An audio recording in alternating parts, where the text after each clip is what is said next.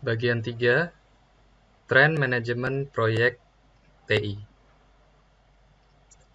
Konteks proyek TI.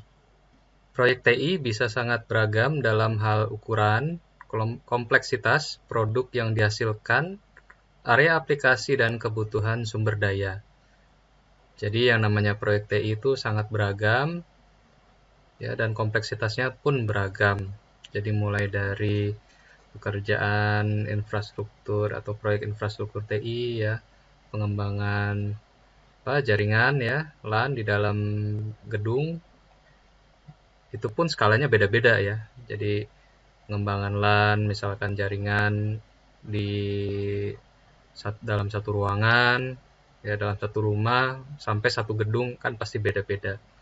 Hingga area-area lainnya seperti pengembangan software, hingga proyek-proyek yang sifatnya konsultasi IT, ya, untuk IT project, IT strategic plan gitu, ya. Nah, itu juga termasuk proyek IT. Dan dari beragamnya proyek IT, ya, sehingga dari situ juga dibutuhkan latar belakang dan keahlian yang beragam pula, ya, dari anggota tim proyeknya. Kemudian proyek IT juga ini menggunakan beragam teknologi yang berubah dengan sangat cepat, ya. Bahkan dalam satu bidang teknologi dibutuhkan orang dengan keahlian yang sangat spesifik, ya. Tuh, misalkan pengembangan mobile, ya, ada proyek pengembangan mobile apps. Nah, di sini juga dibutuhkan teknologi yang spesifik antara misalkan mobile apps-nya apa dulu nih, ya. Antara Android dengan iPhone kan beda, ya, kebutuhan sumber dayanya. Nah, jadi seperti itulah contohnya, ya. Kemudian tren IT terkini, beberapa tren global yang mempengaruhi manajemen proyek IT antara lain yang pertama globalisasi, outsourcing, virtual teams, dan Scrum. Nah, terkait globalisasi, di sini ada isu dan saran. Isu yang pertama adalah komunikasi. Ya, jadi komunikasi ini merupakan salah satu isu dari globalisasi. Jadi kan sekarang sudah hampir dikatakan sudah tidak ada lagi lah sekat-sekat gitu, ya, batasan wilayah. Selama kita memiliki kompetensi, ya, kita pasti bisa mengerjakannya. Nah, ya, jadi yang terpenting kita memiliki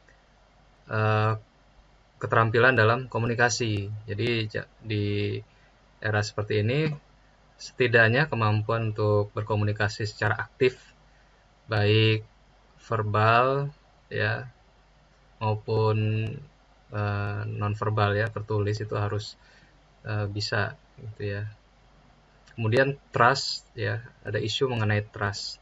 Ya, trust itu juga harus dibangun gitu, ya, karena kan apabila kita mengerjakan pekerjaan yang dipercayakan kepada kita, kita harus mengembalikan, ya, kepercayaan itu. Kemudian common work practices, kita harus mampu bekerja sesuai dengan prosedur maupun SOP dari perusahaan induk, gitu, ya. Jadi misalnya kita di outsource gitu, ya, nanti juga ada isu mengenai outsource, ya. Kita harus bisa mengerjakan sesuai dengan standar mereka. Kemudian tools yang digunakan juga kita harus bisa menggunakan teknologi yang terbaru, ya, yang sesuai dengan yang digunakan juga, ya, di dalam organisasi induk. Nah, kemudian sarannya, nah, di sini harus ada disiplin proyek yang sangat tinggi. Kenapa? Karena yang namanya globalisasi ini kan artinya global gitu, ya.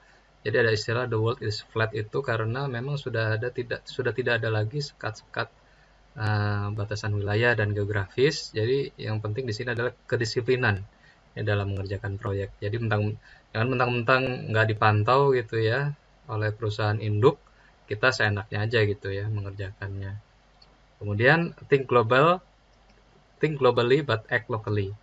Jadi meskipun itu proyeknya itu dari luar, ya, dari luar negeri, dari internasional, tapi kita harus bisa mengerjakannya menggunakan kearifan lokal lah ya, ibaratnya gitu ya, yang dimiliki oleh bangsa kita sendiri. Sehingga apa? Sehingga proyeknya itu bisa dikerjakan secara efektif. Ya, keep project momentum going. Jadi yang penting progres, progres dan progres. Ya, dan setiap progres itu harus dipantau, jangan sampai kita kehilangan momentum. Use newer tools and technology. Nah, jadi penguasaan tools dan teknologi inilah ini yang terpenting. Ya, karena dengan menggunakan tools dan teknologi yang terkini, kita bisa terus terus menerus gitu ya, keep up, ikut gitu ya di dalam tren globalisasi ini.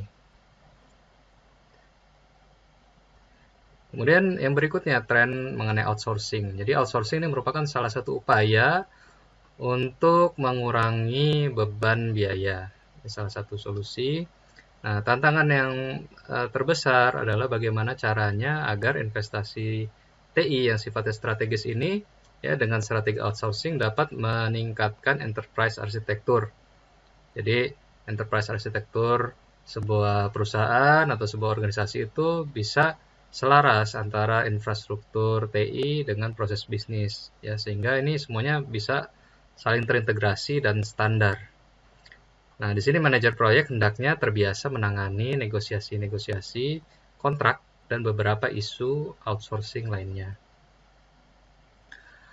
Kemudian mengenai virtual teams. Nah, di sini jadi yang disebut virtual teams itu, jadi ini adalah sebuah tim ya, bisa ada kalau konteksnya proyek ya.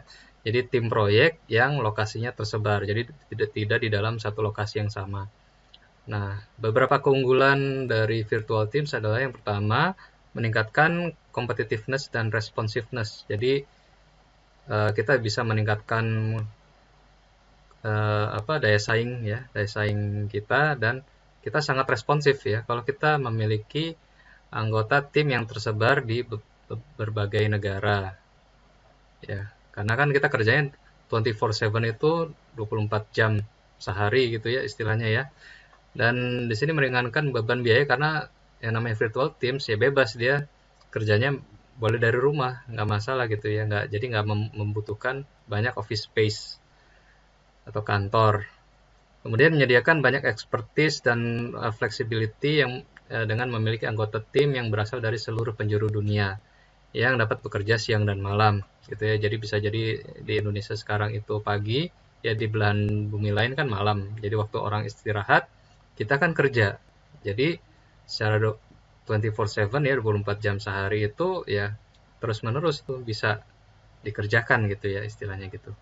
Kemudian meningkatkan work-life balance bagi anggota tim dengan meningkatkan jam kerja kantor dan kebutuhan untuk perjalanan ke kantor. Jadi kita sudah tidak lagi ada istilah kejebak macet gitu ya. Nah, kemudian kehilangan waktu pribadi nih dengan keluarga. Nah, itu udah nggak ada lagi istilah seperti itu. Kenapa? Karena ya kan kita kerja fleksibel ya, boleh di rumah, sehingga diharapkan kualitas hidup ya tim juga bisa meningkat ya, dan lebih seimbang lah antara kerjaan dengan life-nya gitu ya. Nah, namun di satu sisi juga ada kelemahan. Jadi kelemahannya adalah anggota tim itu kan tersebar dan terisolasi, sehingga di sini ada risiko masalah komunikasi ya, karena kan tidak tatap muka secara langsung, tapi lewat komunikasinya itu jarak jauh ya, bisa lewat chat ya, messenger, maupun lewat video conference gitu ya. Nah, untuk mengurangi kemampuan anggota tim untuk melakukan transfer informasi dan pengetahuan ya secara informal. Nah, kalau kita ketemu secara langsung, biasanya itu ada sharing session ya, kita ketemu, diskusi, nah itu yang berkurang.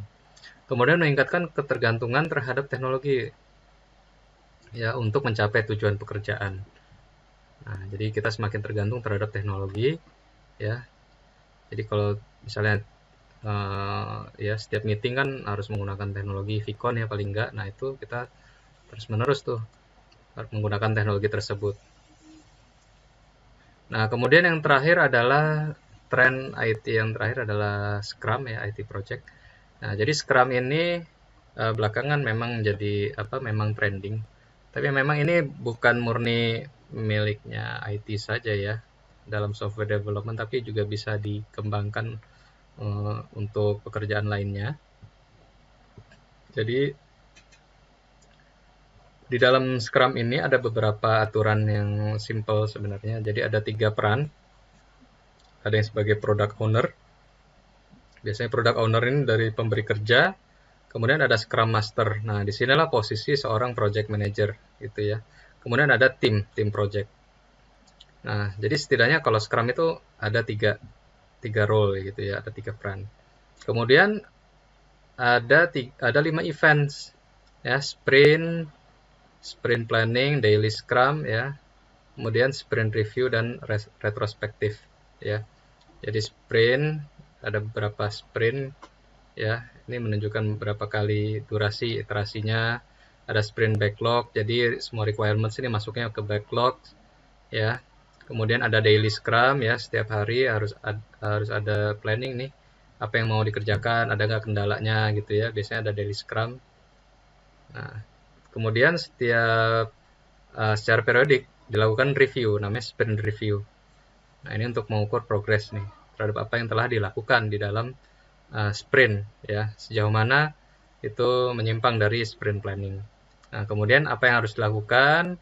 Nah, ini masuk ke sprint retrospektif nih untuk perbaikan ke depannya seperti apa.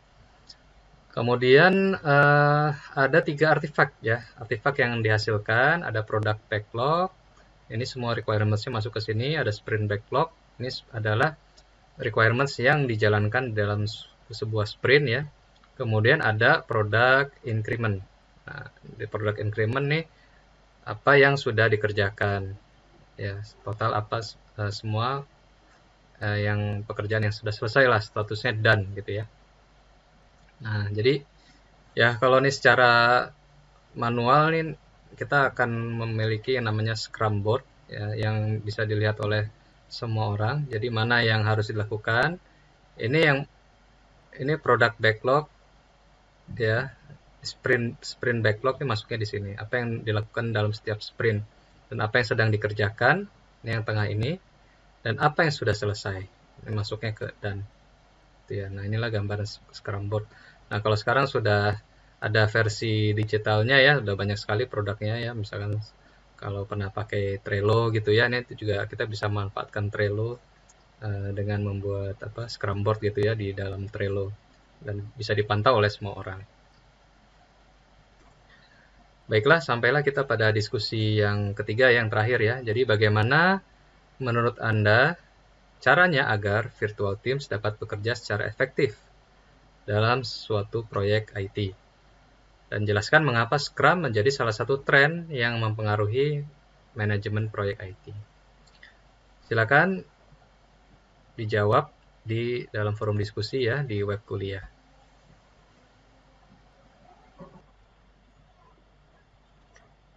Pada pertemuan kali ini, kita telah mempelajari yang pertama, struktur organisasi yang terdiri dari fungsional, proyek, dan matriks.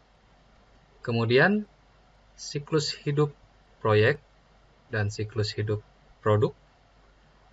Dan yang terakhir adalah tren dalam manajemen proyek TI. Cukup sekian perkuliahan kita kali ini. Sampai berjumpa di perkuliahan mendatang. Wassalamualaikum warahmatullahi wabarakatuh.